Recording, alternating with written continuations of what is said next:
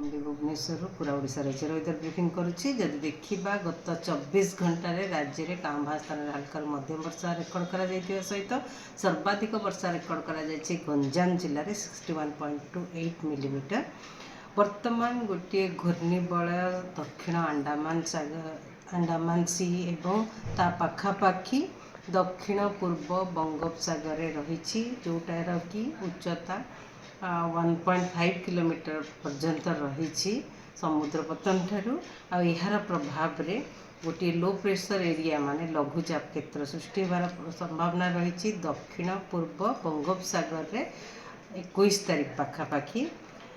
यार परवर्ती 48 घंटा मध्य पश्चिम उत्तर पश्चिम दिग को गति करने सहित अधिक घनीभूत होई एक अवपात परिणत होवार संभावना रही आमर दक्षिण बंगोपसागर केन्द्रीय भागरे एवं ता पाखापाखि पश्चिम केन्द्रीय बंगोपसागर पाखरे रहिबार संभावना रही। यार प्रभाव ओडिशा राज्य उपरे विशेष नहीं, डायरेक्ट प्रभाव नहीं, से ओडिशा उपरे कां भा जगार वर्षा होगार संभावना रही बिजुली घड़घड़ी सहित।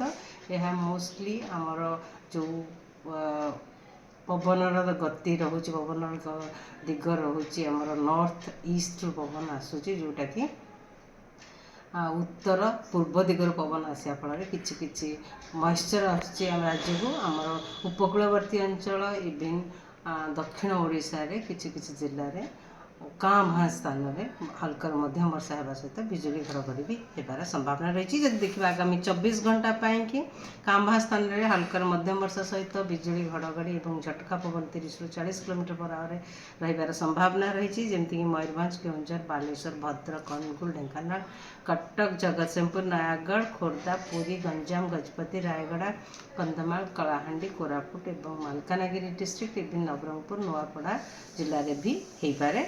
काली जदि देखा काली पागर स्थिति सामान कां भा स्थान में वर्षा सहित बिजुली घड़घड़ी होबार भी संभावना रही।